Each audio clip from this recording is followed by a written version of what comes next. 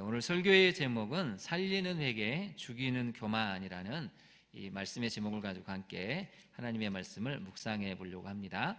먼저 여러분에게 찻잔 사진을 하나 보여드리려고 하는데요. 사진을 한번 잠깐 보실까요? 네. 자, 이 찻잔은 누구의 것이겠습니까? 어떻게 아시는군요. 한강 이 작가가 이번에 노벨상 수상을 위해서 지금 갔습니다. 그래서 모든 노벨상이 받는 분들은 전통이 하나 있는데요. 자신에게서 꼭 이 노벨상 박물관에 기증하고 싶은 물건 하나씩 기증하는 전통이 있다고 합니다. 그래서 이 노벨상 작가가 이 찻잔을 기증을 했습니다. 그래서 이제 신문을 보니까 기증한 이유가 나와 있는데 메모를 썼습니다. 뭐라고 썼냐면, 작별하지 않는다는 이 소설책을 쓰는 동안 몇 개의 루틴을 지키려고 노력했다. 늘 성공했던 것은 아니다 라고 소개했습니다.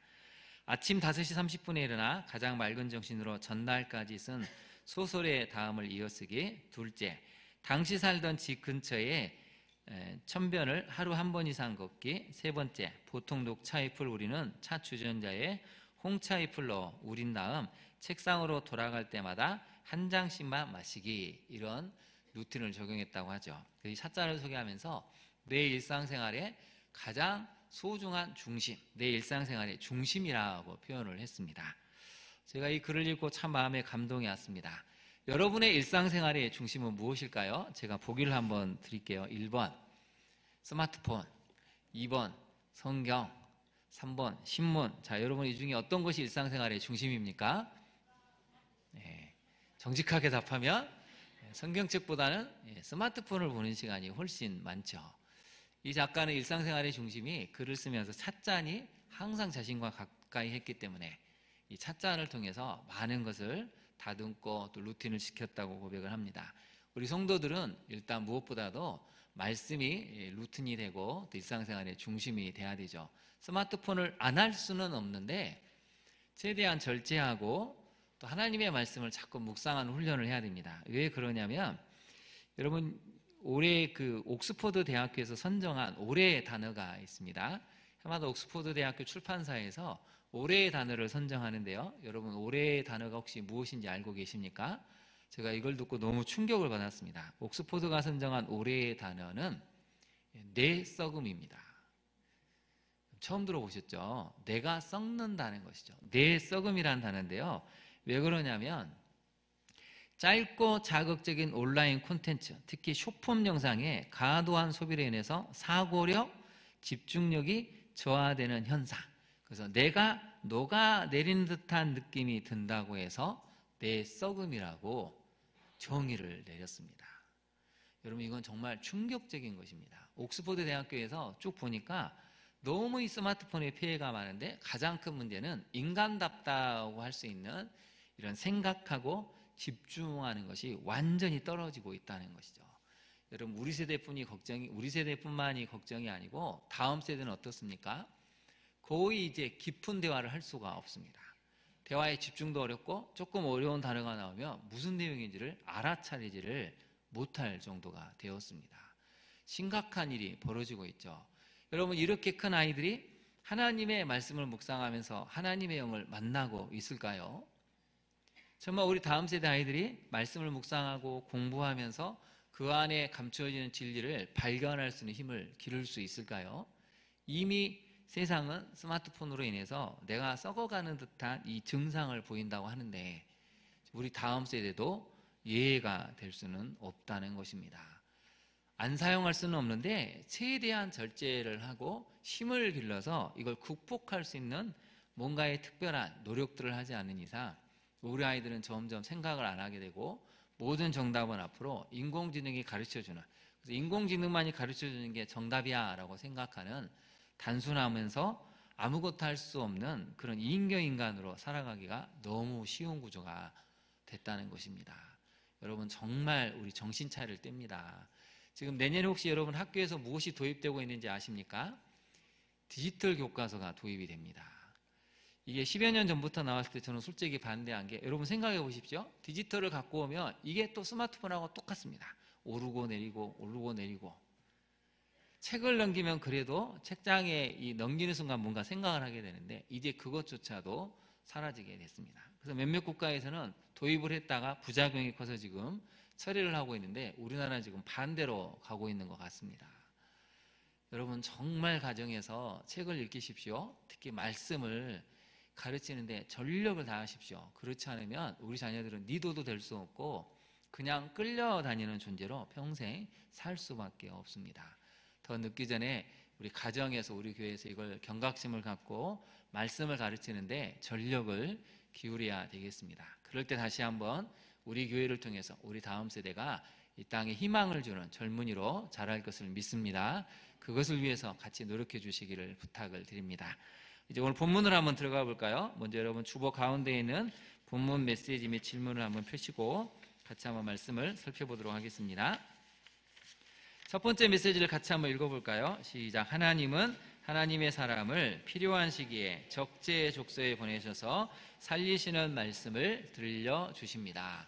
그래서 세 가지가 나오죠. 첫 번째는 무엇입니까? 사람이 나오고 때, 시기가 나오고 장소, 공간이 나옵니다. 항상 하나님의 사건은 사람과 때, 시기와 시간 그리고 장소, 공간에서 역사가 나타나는데요. 오늘 본문을 보니까 하나님은 하나님의 사람을 필요한 시기에 적재적소에 보내셔서 살리시는 말씀을 들려주신다는 거죠. 거기다 한번 네모를 쳐보실까요? 살리시는 말씀이라는 것입니다. 여러분 이게 핵심입니다. 하나님의 말씀은 죽이고 심판하고 멸망시키려는 게 아니고 살리려고 말씀을 보내신다는 것이죠. 그래서 오늘 본문은 이제 선택에 대한 이야기입니다. 여러분 살다 보면 선택을 해야 될 때가 많이 생기죠.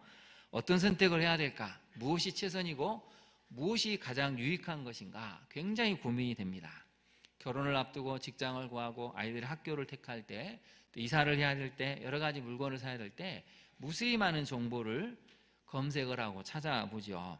그리고 많은 고민과 또 경험, 지식을 바탕으로 최선을 다해 최고의 선택을 하려고 합니다.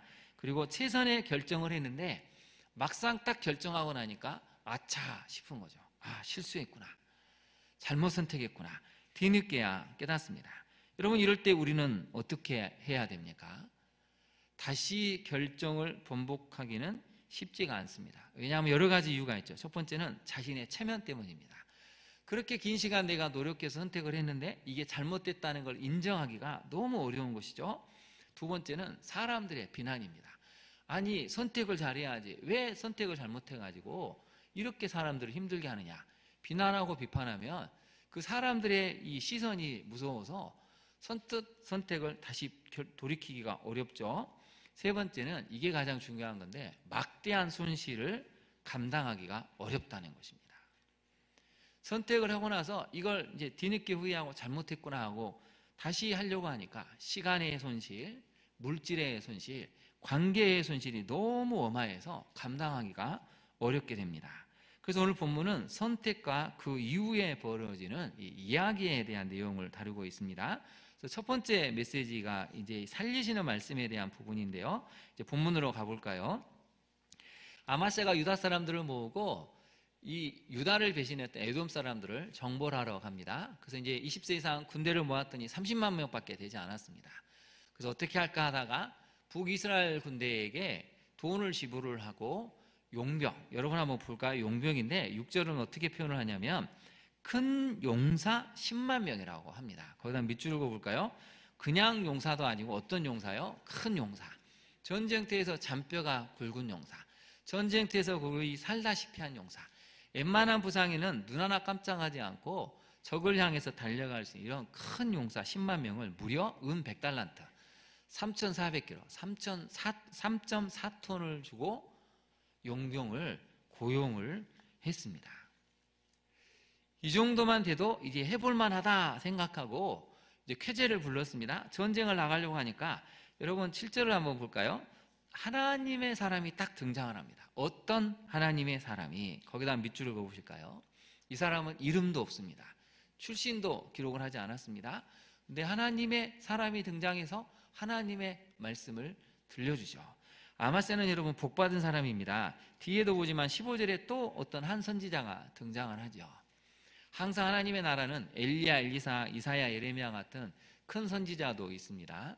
그러나 오늘 본문에 등장하는 것처럼 이름 없이 그냥 아무런 기록도 없이 그냥 하나님 말씀을 전하고 사라지는 희생하고 헌신하는 그저 묵묵히 사명을 감당하는 이름 없는 사역자들이, 선지자들이 많다는 것이죠. 그것 때문에 구속사가 이어지고 이름 없이 또 빛도 없이 묵묵히 교회를 섬기는 우리 성도님들 때문에 교회가 유지되고 부흥된다는 것이죠. 그러니 여러분, 서로 상대방, 우리 성도님들을 바라볼 때마다 정말 이름 없이 그 어떤 명예도 갈구하지 않고 섬기고 봉사하는 것에 대해서 감사하는 마음을 가지셔야 합니다. 우리 옆에 분에게 한번 인사해 볼까요? 당신의 섬김에 감사합니다. 한번 이참에 인사해 보시죠. 당신의 섬김에 감사합니다. 진짜 위대한 섬김은 알아주지 않더라도 끝까지 가는 것입니다. 끝까지 하나님의 사명을 위해서 목숨을 걸고 이걸 지켜내는 사람들 때문에 구속사가 이어지고 하나님의 역사가 이어지고 교회가 부흥케 된다는 것이죠. 어떤 하나님의 사람이 아마스에게 나와서 출정을 그렇게 하면 안 된다고 알려줍니다. 7절을 볼까요? 왕이여, 이스라엘 군대를 왕과 함께 가게 하지 마옵소서. 여호와께서는 이스라엘 곧 에브라임 온 자손과 함께 하지 아니하십니다. 왜 함께 가지 않아야 되냐면 이 에브라임 군대 10만 명과 하나님이 함께 하시지 않는다는 것이죠. 북이스라엘, 에브라임으로 상징되는 북이스라엘에는 하나님이 함께 하시지 않기 때문에 이 군대에도 함께 하시지 않습니다. 그러면 가면 안 됩니다. 패배한다는 것이죠. 우리 8절을 같이 한번 다시 읽어볼까요? 왕이 만일 가시거든 힘써 싸우소서. 하나님이 왕을 적군 앞에 엎드러뜨리게 하시리이다. 하나님은 능히 돕기도 하시고 능히 패하기도 하시나이다 하니. 거기다 밑줄 읽어볼까요? 하나님은 어떤 분이라고요? 능히 돕기도 하시고 능히 패하기도 하시나이다. 이 말씀을 믿습니까? 네, 여러분, 하나님은 능히 돕기도 하시는 분이지만 능히 패하기도 하시는 분이죠. 왕이 만약에 이 말씀을 듣지 않고 그냥 나 안 되겠다 결정했는데 나가야지 하면 나가 보십시오. 그러나 아무리 힘써 싸울지라도 하나님께서 왕을 적군 앞에서 패배하게 하실 것입니다. 그러니 하나님 말씀을 믿고 북이스라엘 군대 이 큰 용사 10만 명을 돌려보내십시오라고 이야기를 했습니다. 그래서 이제 아마스야 왕이 고민이 됐죠. 그래서 어떻게 할까 하다가 결국 이 말씀에 순종을 하기로 결정을 합니다. 여러분, 사실 아마스야 왕 입장에서는 이게 굉장히 어렵습니다. 왜냐하면 지금 했던 결정을 돌이킨다면 막대한 국고 손실이 생기죠. 북이스라엘과 이 국가 간의 신의가 상실이 됩니다. 무엇보다도 왕이 왜 이렇게 경솔하게 행동을 했느냐 하는 비난을 받게 됩니다. 무엇보다도 하나님께 묻지 않고 결정했던 자신의 어리석음을 인정해야 됩니다. 내가 잘못했다. 내가 성급했다. 내가 왕으로서 하지 않아야 될 결정을 했습니다. 라고 인정을 해야 됩니다. 여러분, 이게 굉장히 자존심 상하는 일입니다. 여러분은 잘못을 쉽게 인정하는 편입니까? 끝까지 버티고 인정을 안 하는 쪽입니까? 어느 쪽이시죠? 마지못해서 합니까? 기꺼이 합니까? 마지못해서 할 때가 참 많이 있죠. 저도 어떤 잘못을 인정하기가 참 어렵습니다. 잘못한 건 알겠는데 이걸 시인하려니까 그 별거 안 되는 자존심을 내세우느라 얼마나 그걸 시간을 질질 끄는지 모릅니다.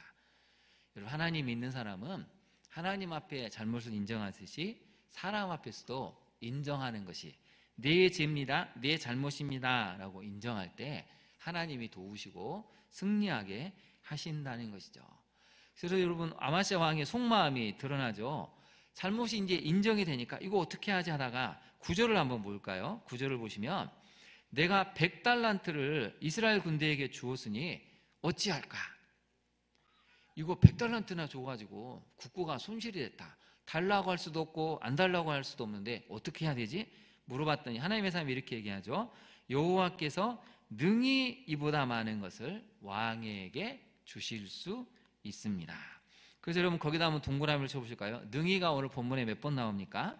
8절에도 2번 나오고 9절에도 1번 나옵니다. 하나님은 능히 이 손실을 보상해 주신다는 것이죠.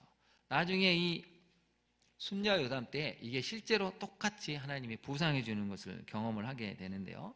그래서 아마스야 왕은 받아들입니다. 그래, 내 잘못이다. 내 실수다. 내가 성급했고 하나님께 묻지 않았던 내 가장 큰 잘못이구나 하고 인정을 하면서 북이스라엘 군대를 돌려보냅니다. 여러분, 하나님의 사람이 왕 곁에 있다는 것은 굉장히 복받은 일이죠. 화면을 한번 보실까요? 도표를 보시면 하나님이 계속해서 왕들에게 이 하나님의 사람을 붙여준 걸 볼 수가 있습니다. 사울 왕에게는 사무엘이 있습니다. 다윗에게는 밧세바 같은 끔찍한 죄악을 저질렀을 때 나단이라는 선지자가 있었죠. 북이스라엘 여로보암 왕 때는 하나님의 사람이 등장해서 금송아지 우상을 비판을 하게 됐습니다. 아합에게는 엘리야 선지자가 있었죠. 엘리사 선지자에게는 이 엘리사 선지자는 여호람 왕 때부터 요아스 왕 때까지 생존해 있으면서 하나님의 말씀을 기적을 보여줬습니다. 마지막 남유다가 멸망할 때 시드기야 마지막 왕 때는 예레미야 선지자가 그 곁에 있었습니다. 여러분, 이것을 다 살펴보시면 공통점이 하나가 있죠. 첫 번째 메시지처럼 하나님은 살리시려고 이 하나님의 사람을 보내셨다는 것입니다. 여러분, 사람들의 비난, 막대한 손실이 있을지라도 우리는 그 말씀에 순종해야 됩니다. 그 말씀에 순종하면 삶이 회복이 되고 승리를 거둘 수 있다는 것이죠. 적용을 한번 해볼까요? 여러분, 살리시는 말씀으로 결정을 하고 있습니까? 아니면 여전히 내 안목, 내 기준으로 결정을 하고 있습니까? 말씀과 기도를 통해서, 신실한 성도를 통해서 분별함으로 과감히 올바른 방향으로 선회를 하고 있습니까? 여러분, 힘들 수 있지만 말씀을 듣는 순간 즉시 순종할 때 빨리 회복이 됩니다. 자존심 때문에, 체면 때문에 손실이 아까워서 미적미적대다가는 다 무너진 데에야 뒤늦게 돌이키게 된다는 것이죠. 과감한 용기가 필요합니다. 저를 한번 따라해 볼까요? 순종할 때는 과감해야 됩니다. 그래서 여러분, 거기다 한번 메모를 한번 해보실까요? 메모를 해보시면 9절 거기다 한번 메모를 해보시죠. 순종할 때 책임져 주신다는 것입니다. 하나님께 순종할 때 하나님이 그 막대한 손실을 반드시 책임져 주십니다. 순종을 안 하면 패배하게 되고 더 많은 손실을 겪을 수 있다는 것을 성경은 알려주고 있습니다. 두 번째 메시지를 한번 살펴볼까요? 성도는 선택 이후 벌어진 일에 대해 책임지고 감당하는 신앙의 자세를 가져야 합니다. 아마스는 하나님의 말씀에 순종해서 에돔 군대에 2만 명을 죽이고 많은 전리품을 얻는 대승리를 거두게 됩니다. 한번 볼까요? 11절 12절을 보면 아마스가 담력을 냈다 그랬죠. 용기를 냈습니다. 그래, 사람을 의지하면 안 되는구나, 하나님을 의지해야 되지. 용기를 내서 그의 백성을 거느리고 소금골짜기에 이르가지고 세일 자손은 에돔 자손을 이야기하는데요, 10,000명을 전쟁 중에 죽입니다. 또 10,000명을 사로잡죠. 대승리를 거두었습니다. 그런데 이제 문제는 뭐냐면 고용되었던 북이스라엘 이 10만 명의 용병의 모습이 굉장히 우리 마음을 아프게 하죠. 여러분, 이 사람들이 어떤 모습을 보였냐면 10절을 한번 볼까요? 아마샤가 이 에브라임에서 자기에게 온 군대를 나누어 그들의 고향으로 돌아가게 했습니다. 여러분이 만약에 10만 명의 이 용병 중에 한 사람이었다면 어떤 마음이 들었을까요? 기뻐하고 감사해야 했습니다. 와, 내가 전쟁에도 안 나가도 되는구나. 또 전쟁에 나가서 다치거나 내가 죽으면 집에 있는 아내, 부모님, 우리 아들, 딸들이 얼마나 슬퍼할까. 전쟁에 나가는 게 매일 두려움인데 살아서 이렇게 맨몸으로 갈 수 있구나. 그리고 이 은 3.4톤을 그냥 이 사람들에게 준 것입니다. 그러니 전쟁에 참여하지 않고도 그냥 일종의 살해를 받고 고향으로 돌아가게 됐으니 여러분, 기뻐하고 감사해야 되지 않을까요? 근데 성경은 이 사람들을 뭐라고 표현하냐면 10절 후반절 한번 볼까요? 그 무리가 유다 사람에게 어떻게 했다고 나옵니까? 심히 노하여 분연히 고향으로 돌아갔다라고 나옵니다. 거기다 밑줄을 그어보실까요? 심히 노했다는 것이죠. 왜 노했을까요? 이걸 생각을 해보셔야 됩니다. 아니, 전쟁도 안 치르고 지금 그대로 다치거나 죽지 않고 고향으로 돌려보내고 더군다나 막대한 세례를 받았으면 기뻐해야 되는데 이 사람들은 화를 냈다는 것입니다. 이게 하나님이 가지 못하게 막으신, 함께 가지 못하게 막으신 결정적인 이유인데요, 그 이유가 13절에 한번 볼까요? 13절에 보면 이게 이제 나옵니다. 아마샤가 자기와 함께 전장에 나가지 못하게 하고 돌려보낸 군사들이 사마리아에서부터 베드론까지 유다 성읍들을 약탈을 합니다. 사람 3,000명을 죽입니다. 그리고 물건을 많이 노략질을 합니다. 세 가지가 나오죠. 유다 성읍들을 약탈하고 사람 3,000명이나 죽이고 물건을 많이 노략을 했습니다. 잔인함이 드러나는 것이죠. 왜 이 사람들이 전쟁에 굳이 참여하려고 했는지 명확하게 여실히 보여주는 대목이죠. 그들이 갖고 있는 호전성, 폭력성, 잔인성, 탐욕성, 피 흘리기를 좋아하는 악함을 이 전쟁 중에 표출하고 싶었기 때문이죠. 어디 좀 전쟁에 나갈 만한 일이 없나? 좀 이 칼맛을 보여줘야 되는데, 세상 말로 표현하면 피 흘리고 싶어하는 이 악한 분성을 어떻게 할 수가 없었다는 것입니다. 몸이 근질근질해서 어디 폭력을 좀, 내 안에 있는 잔인성을 분출하고 싶은데 이게 딱 차단이 되고 돌아가라고 하니까 견딜 수가 없는 것이죠. 그래서 분노하게 됐다는 것입니다. 그래서 가는 길에 그냥 가는 게 아니고 분풀이로 잘 살고 있고 평안하게 살고 있는 착한 유대 사람, 자기 동족인 유대 사람을 쳐들어가서 3,000명을 학살하고 많은 물건을 노략질하고 어마어마하게 잔인한 짓을 벌이게 됐다는 것이죠. 여러분, 이게 참 가슴 아픈 일입니다. 아마샤가 뒤늦게 첫 번째 선택을 후회하고 하나님께로 돌아섰지만 본인이 잘못한 첫 번째 선택 때문에 힘없는 유다 백성들이 전쟁으로 인해서 학살되고 말았습니다. 여러분, 우리는 살면서 많은 선택을 합니다. 근데 여러분, 항상 중요한 것은 선택을 잘해야 됩니다. 여러분은 지난 인생을 살아오시면서 선택을 잘한 쪽이었습니까? 늘 선택을 못하는 쪽이었습니까? 반반이신가요? 어느 쪽이시죠? 반반입니까? 잘하는 쪽입니까? 여전히 못해서 헤매고 있는 쪽입니까? 어떻게 해야 선택을 잘할 수 있을까요? 말씀을 잘 묵상하고 말씀을 잘 묵상하는 공동체 옆에 있어야 선택을 잘할 수 있게 됩니다. 아마시아 왕의 첫 번째 선택의 잘못 때문에 결국 힘없는 유다 백성들이 희생을 당하고 많은 성읍이 불타고 많은 자녀들이 울부짖음 속에 부모를 잃어버린 현실이 나타났습니다. 그래서 여러분, 성도는 어떤 일이든지 먼저 첫 선택을 잘하는 분별력, 지혜를 갖추게 해달라고 하나님께 기도해야 됩니다. 그리고 설령 첫 번째 선택을 잘못했을 때 잘못을 인정했는데 그 후에 벌어지는 일들에 대해서는 책임지고 수습할 수 있는 마음을 가져야 합니다.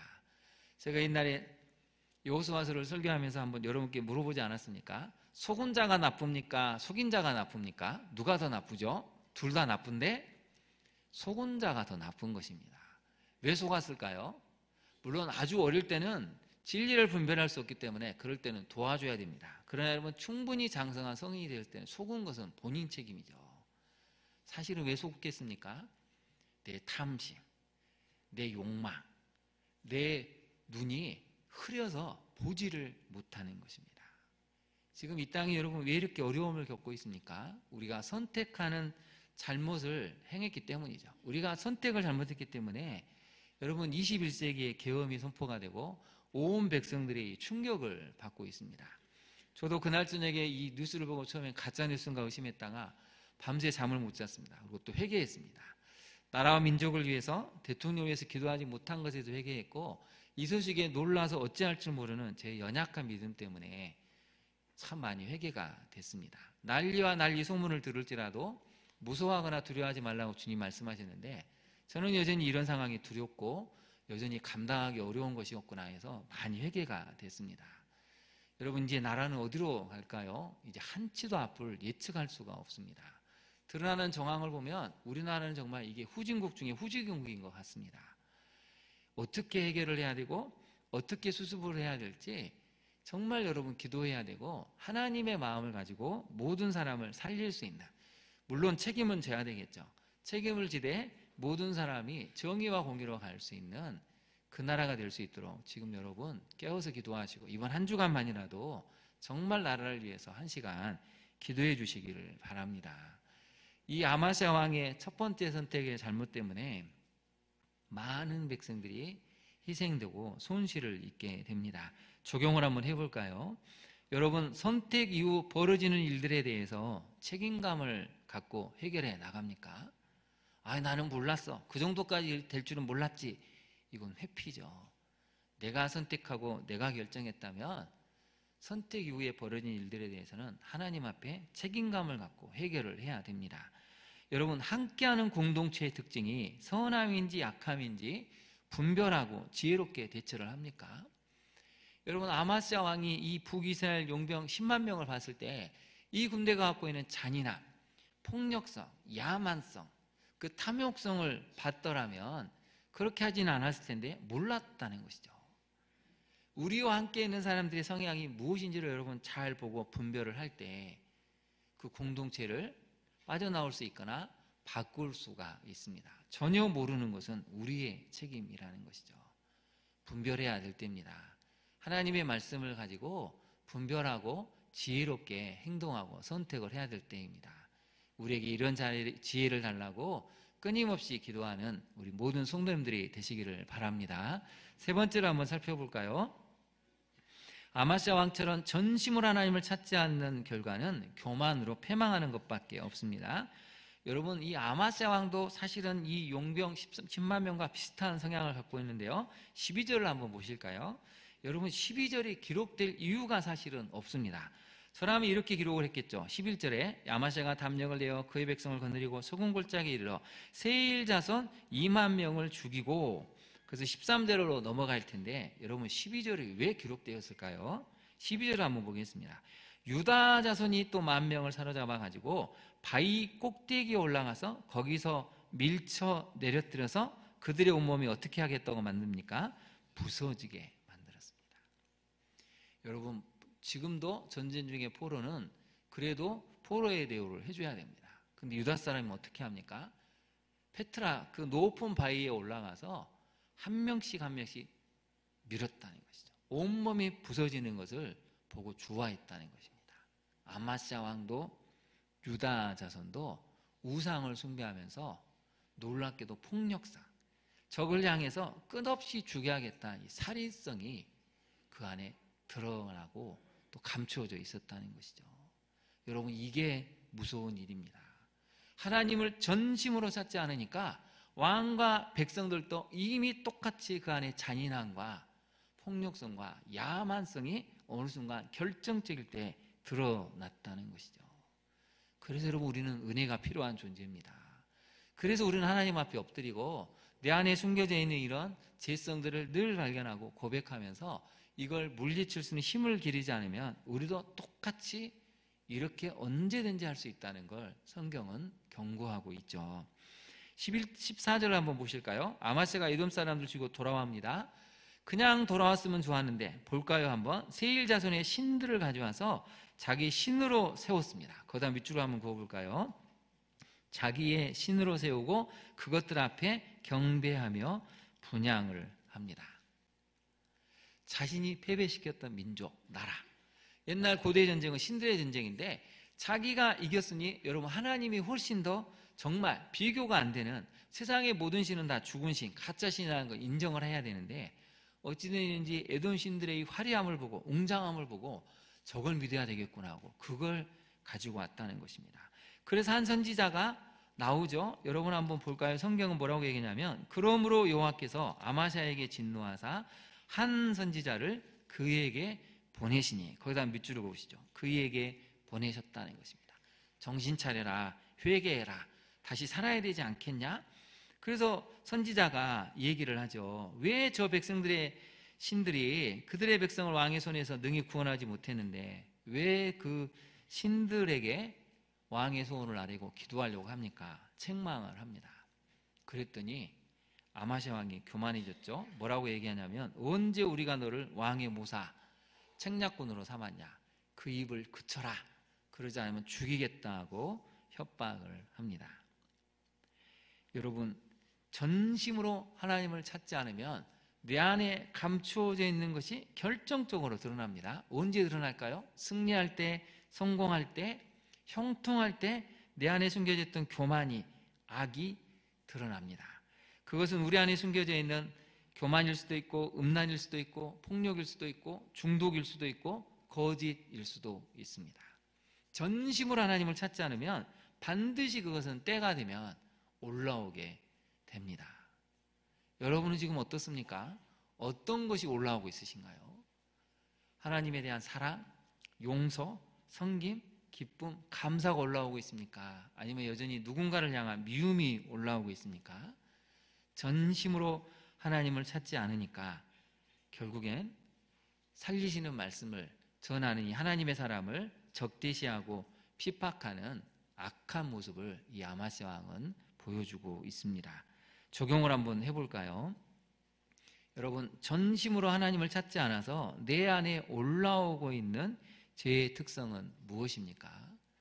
그걸 발견하고 하나님의 은혜로 처리할 때 우리는 하나님이 원하시는 풍성한 삶을 살아갈 수가 있습니다. 말씀을 마치겠습니다. 여러분, 선택을 잘해야 될 시기가 됐습니다. 여러분의 지난 선택 어떤 것 때문에 후회하고 지금도 눈물을 흘리고 계십니까? 이제 그만 눈물을 흘려야 될 때입니다. 이미 선택은 했기 때문에 내려놓고 선택 이후에 여러 가지 아픔과 상처가 있을지라도 다시 전심으로 하나님을 찾으면 나를 회복시키시는구나, 다시 나를 살리시는구나, 그 말씀을 의지해서 이제 살아가야 할 때입니다. 그 이후에 벌어지는 일들에 대해서는 우리가 책임을 지고 하나님 앞에 나아가면 그것조차도 하나님이 우리로 하여금 보상해 주시고 또 새로운 길로 이끄실 것입니다. 남아있는 여러분의 인생이 하나님 은혜 가운데 하는 선택마다 열매 맺는 좋은 선택들 되시기를 진심으로 축원합니다. 우리 함께 기도하도록 하겠습니다. 오늘의 주신 말씀을 생각하고 특별히 여러분 이 땅 대한민국을 위해서 기도해 주십시오. 나라가 어디로 갈지 한 치 앞도 알 수 없는 어려운 상황 가운데 있습니다. 지혜로운 선택을, 무엇보다도 공의와 정의로운 선택을 할 수 있도록 모든 정치인들, 지도자들을 하나님 인도해 달라고, 또 무엇보다도 살리시는 말씀을 들어서 내가 살아나고 가정이 살아날 수 있도록, 내가 선택 이후에 벌어진 일들에 대해서는 내 탓입니다, 내 죄입니다 하고 책임지고 감당하는 삶의 자세를 가져서 마침내 우리 가정이 회복되는 은혜를 경험케 해달라고 우리 시간 간절히 주님을 부른 다음에 기도하도록 하겠습니다. 주님, 이 시간 간절히 간구합니다. 이 땅 대한민국이 계엄 이후로 심히 어지러워진 가운데 있습니다. 주님, 우리의 선택이 얼마나 지금 잘못된 선택이었는지를 뒤늦게 깨닫습니다.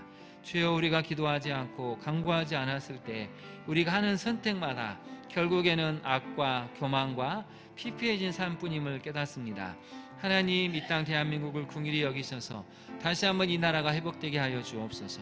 다시 한번 이 땅에 공의와 정의가 강물처럼 하수처럼 흐르게 하옵소서. 여전히 거짓에 가려져 있는 눈들을 뜨게 하옵소서. 여전히 악과 교만을 행하고자 하는 이들의 하나님 그 교만을 쳐부숴 주시고 하나님 앞에 나와 엎드려 회개할 수 있는 마음들을 허락하여 주옵소서. 성령 하나님, 우리가 살아가면서 참 많은 잘못된 선택을 했습니다. 그것이 내 욕심이고 내 교만이었고 내 흐려진 하나님의 경고에도 불구하고 내 욕심 때문에 선택을 해서 뒤늦게 떠내준 후회를 할 때가 얼마나 많이 있는지요. 주님, 우리를 용서하옵소서. 나의 잘못된 선택 때문에 가족이 아파하고 성도가 아파하고 우리 자녀들이 때로는 피눈물을 흘릴 때도 많이 있었습니다. 주여, 용서하여 주옵소서. 지금 이후에 선택 이후에 일어난 모든 일들 내가 감당하기를 원합니다. 하나님, 긍휼히 여겨주시고 용서하시고 이후의 모든 선택은 주님의 은혜 가운데 은혜로운 선택을 하게 하옵소서. 하는 선택마다 하나님을 기쁘시게 하는 선택이 되어 내가 살아나고 자녀가 살아나고 부모와 배우자가 살아날 수 있는 은혜로운 선택을 할 수 있는 우리 모두가 되게 하옵소서. 그렇게 이끄실 하나님을 찬양하며 예수님 이름으로 기도합니다. 아멘.